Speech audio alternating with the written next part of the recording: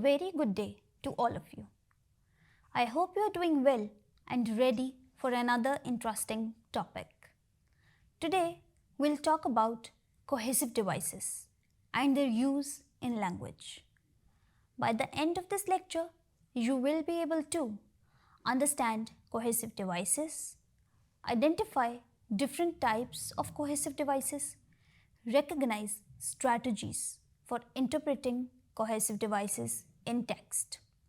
So, cohesive devices are linguistic elements that create unity and flow in a text by linking ideas, sentences, and paragraphs together. They ensure that a piece of writing or speech feels connected rather than disjointed, allowing readers or listeners to follow the progression of thoughts effortlessly. Cohesion, a concept popularized by linguists Halliday and Hassan in their 1976 work Cohesion in English, is essential for effective communication as it helps maintain logical relationships and avoids repetition. Recognizing these devices involves identifying how words or phrases refer back or forward in the text, while interpreting them requires understanding their role in conveying meaning, such as addition, contrast, or causation.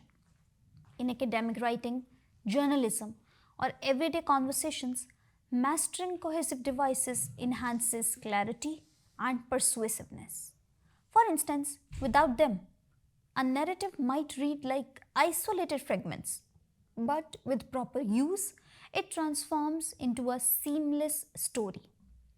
Cohesive devices are linguistic tools used by writers to connect ideas, sentences, and paragraphs in a way that ensures smooth and logical flow. Without cohesive devices, a text would feel disjointed, abrupt, and difficult to follow, even if the ideas themselves were strong. Recognizing and interpreting cohesive devices is therefore an essential comprehension skill because these devices act as signals that guide the reader through the structure, meaning, and relationship between ideas in the text.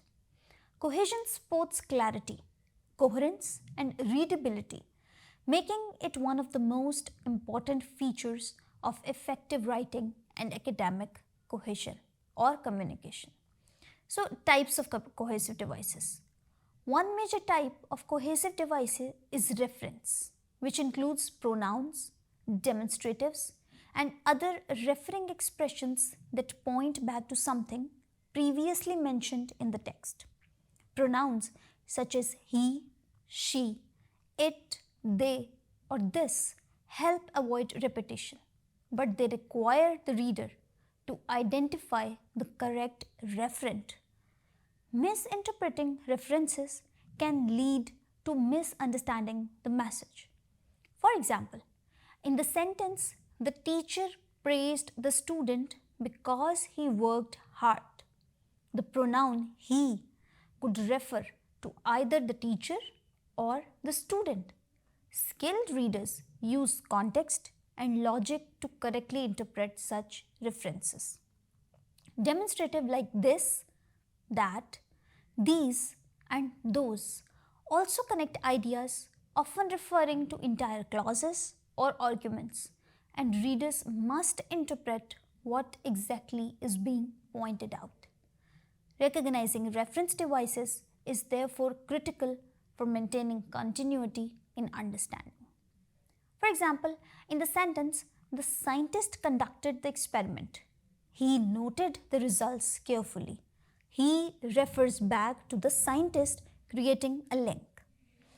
Interpreting reference involves tracing the antecedent, the original item, to grasp the full meaning. Misinterpreting it can lead to confusion, especially in complex texts. Other referential devices include definite articles like the, which assume shared knowledge, or comparatives like such and other. In longer passages, such as essays, references build cumulative understanding, ensuring the reader does not lose track of key entities. Another important categories of cohesive devices is substitution and ellipsis, which help writers avoid redundancy by replacing words or omitting them when the meaning is clear from context. Substitution uses words like one, do so, or the same to replace previously mentioned concepts.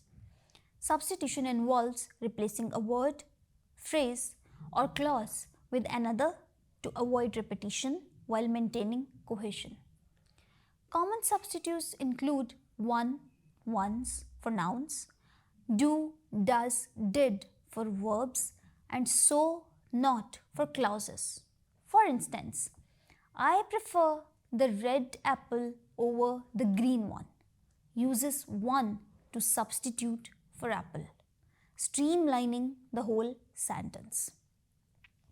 Recognizing substitution requires spotting these placeholders and linking them to their originals, often in preceding sentences. Interpretation goes further by analyzing how the substitute preserves meaning. Here, one implies a comparison without restating the noun. In formal writing, like reports, substitution prevents monotony. However, overuse can obscure clarity if the link is not evident to the reader. An example in a paragraph: the team proposed a new strategy, the board approved it but suggested doing so with modifications. Here, it substitutes for strategy and doing so for approving it. Ellipsis is the omission of words or phrases that are understood from the context, relying on the reader to fill in the gaps for cohesion. It creates economy in language, as seen in responses like I can swim but my brother can't. Recognizing ellipsis involves identifying what's missing and inferring it from prior elements, often in dialogues or lists.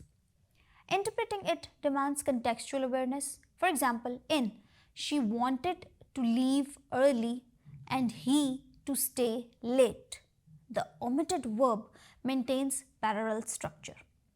This device is prevalent in informal speech but appears in writing for rhythm, such as in poetry or instructions. Challenges arise when ellipsis is ambiguous, potentially leading to misinterpretation. A paragraph example: the first group arrived on time, the second late. Neither had prepared adequately. The omissions link the ideas concisely, emphasizing contrast. Ellipsis goes a step further by omitting words that the reader can infer. For example, in dialogue, I will go to the market today, I will too. The second speaker omits the repeated phrase go to the market today, but the meaning is still understood through context. These devices create compact, fluid writing, but they require careful interpretation. Readers must be able to identify what has been substituted or omitted in order to follow the progression of meaning accurately. Conjunctions are perhaps the most visible and commonly recognized cohesive devices. They include words that express relationships such as addition and moreover, contrast, but, however, cause and effect, because, therefore, condition, if, unless, and time, when, after. Conjunction signal how one idea connects to the next, making them essential for interpreting the writer's reasoning. For example, however signals a shift or contradiction, while therefore signals a conclusion. Misreading conjunctions can lead to incorrect interpretations of the writer's argument. Skilled readers pay attention to these signals, which guide them through the text's logical structure and help them track the development of ideas. Lexical cohesion is another major feature of cohesion and is achieved through the repetition of words, use of synonyms, antonyms, and related vocabulary. Writers use lexical cohesion to maintain thematic unity and reinforce key ideas through the text. For example, in a passage about environmental issues, the repeated use of words such as pollution, contamination, waste, and toxins helps the reader stay focused on the central topic. Recognizing lexical cohesion helps readers see patterns, identify themes, and understand how ideas are elaborated within a passage. It also strengthens vocabulary acquisition as readers connect related terms in meaningful contexts. So that's all for today. We will continue our discussion in the next section. Thank you.